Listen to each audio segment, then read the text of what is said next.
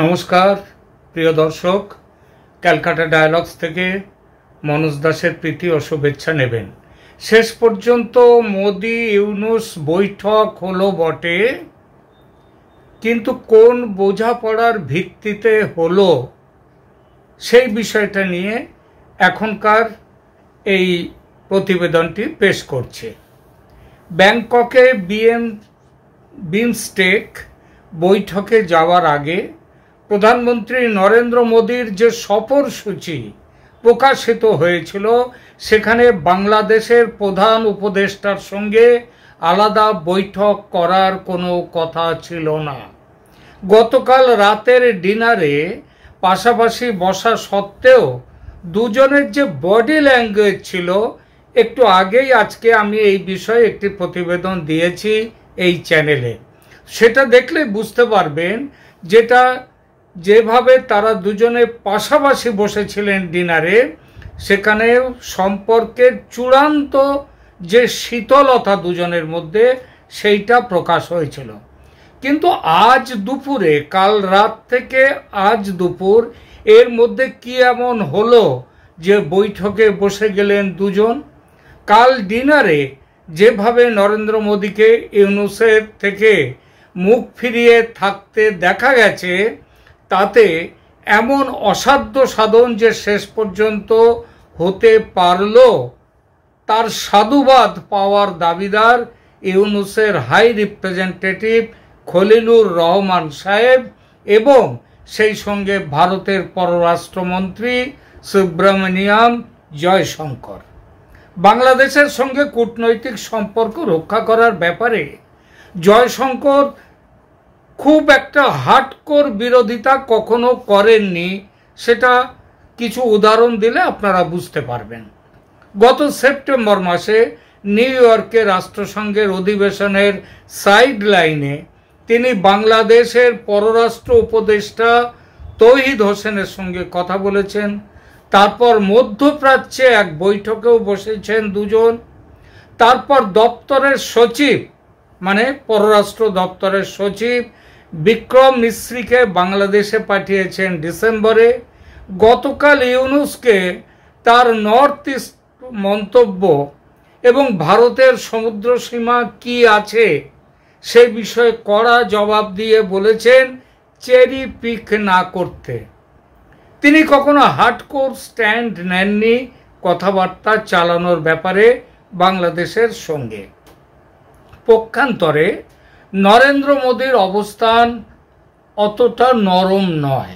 হয়তো শুরুর দিকে ইউনূসের নানান মন্তব্য, হিন্দুদের ওপর অত্যাচার বিষয়ে ইউনূসের অস্বীকার, সন্ন্যাসী চিন্ময় দাস ব্রহ্মচারীকে আটক করে রাখা এবং সর্বশেষ নর্থ ইস্ট নিয়ে বাজে মন্তব্য, এই সব বিষয়ে নরেন্দ্র মোদী কড়া অবস্থান নিয়েছেন। কিন্তু সাম্প্রতিক কিছু ঘটনা, বিশেষ করে মার্কিন সেনাকর্তা জেবি ভোয়েলের বাংলাদেশে হঠাৎ এসে হাজির হওয়া এবং যে বিষয়গুলি বাইরে বেরিয়ে আসছে যে মার্কিন স্বার্থ কি দেখতে চাইছে, তো সেই সব ব্যাপারটা ভারত খুব একটা ভালোভাবে দেখছে না। তাছাড়া ইউনূস সরকারের সঙ্গে একটা ওয়ার্কেবল রিলেশন রাখার কথাও যে চলছিল সরকারের মধ্যে, বিভিন্ন থিঙ্ক ট্যাঙ্ক যে কথাগুলো বলছিল, সেটা নিয়ে কয়েকদিন আগে একটা এপিসোড আমি করেছি এই চ্যানেলে। তো সেটা সুতরাং একটা কথা যে চলছিল, এর সঙ্গে খলিলুর রহমানের একটা আন্তরিক চেষ্টা তো ছিলই, সঙ্গে জয়শঙ্কর বললেন কালকে রাত্রেই ডিনারের পরে জয়শঙ্কর নিশ্চয়ই মোদির সাথে কথা হয়েছে এবং তার আগে আমাদের খলিলুর রহমান সাহেবের সঙ্গে কথা বলেছেন যে আমাদের প্রধানমন্ত্রীর সাথে আমি বুঝিয়ে বলবার চেষ্টা করব, কোনো কূটনৈতিক আলোচনা নয়, কোনো রাজনৈতিক আলোচনা নয়। খলিলুর রহমান তার উত্তরে হয়তো বলেছেন সেটাও করতে হবে না, কোনো কিছুই এইসব নয়, জাস্ট একটু একসঙ্গে বসা, সৌজন্য বিনিময়, যাতে একটা বার্তা যায় যে ভারত বাংলাদেশের সম্পর্কের শীতলতা অনেকটা কেটেছে। এটা বলেছেন খলিলুর রহমান, বুঝিয়েছেন জয়শঙ্করের সাথে তার তো কথা হয়েছে নিয়মিত, অজিত ডোভালও সেখানে ছিলেন।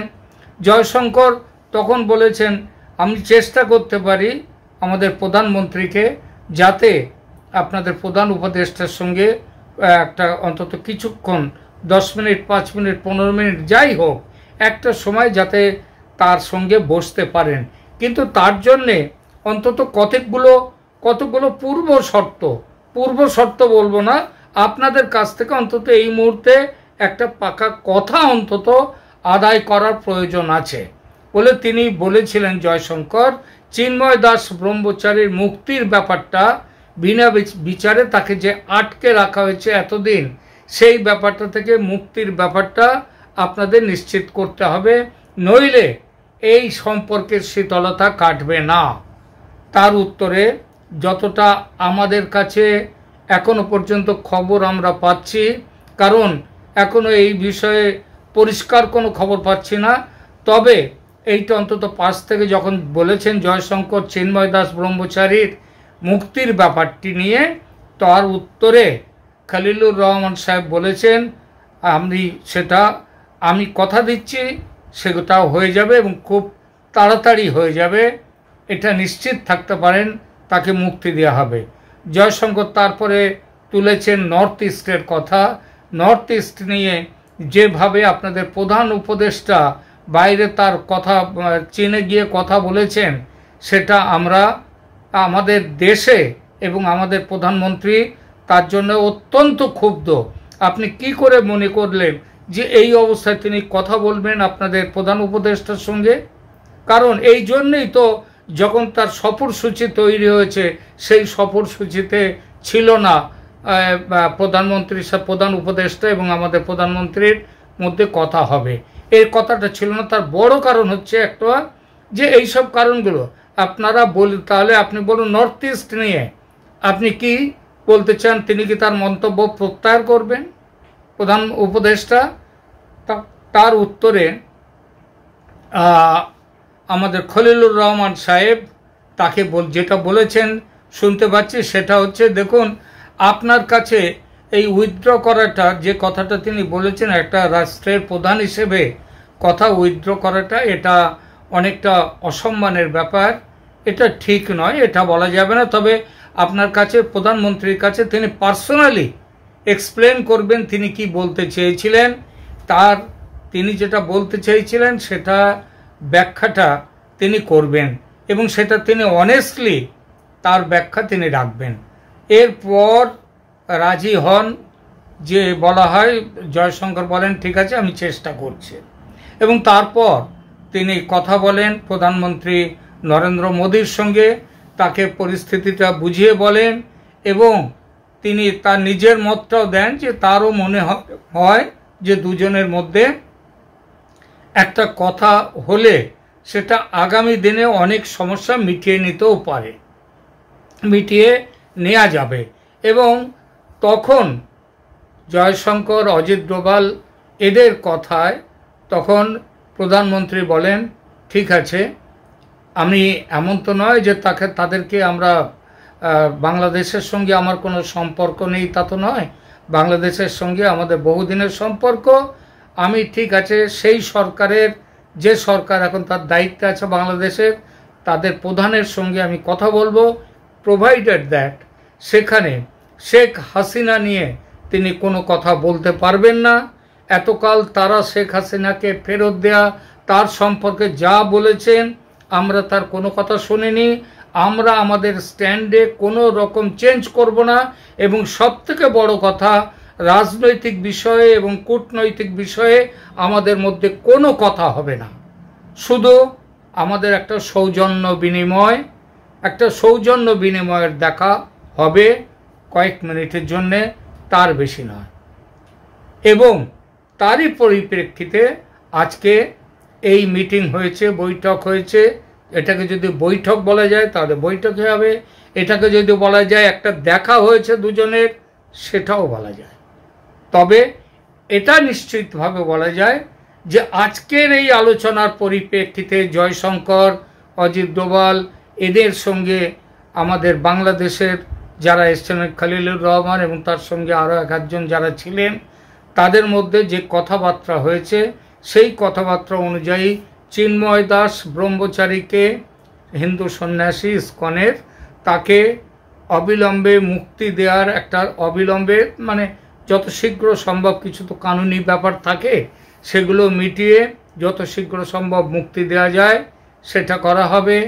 তারপরে এই ভারত বিরোধী যে একটা হাওয়া বাংলাদেশে উঠেছে, যেটা চলছে, সেটার ব্যাপারেও বলা হয়েছে যে এই ব্যাপারটাও তারা দেখছেন, এটা যাতে না হয়, আমাদের একটা পরিবেশ এমন তৈরি হয় যাতে ভারত বাংলাদেশ একসঙ্গে ভালোভাবে থাকতে পারে।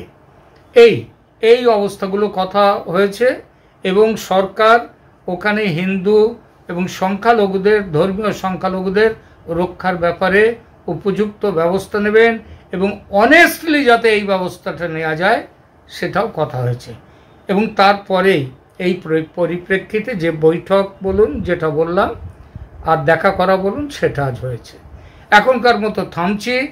ধন্যবাদ।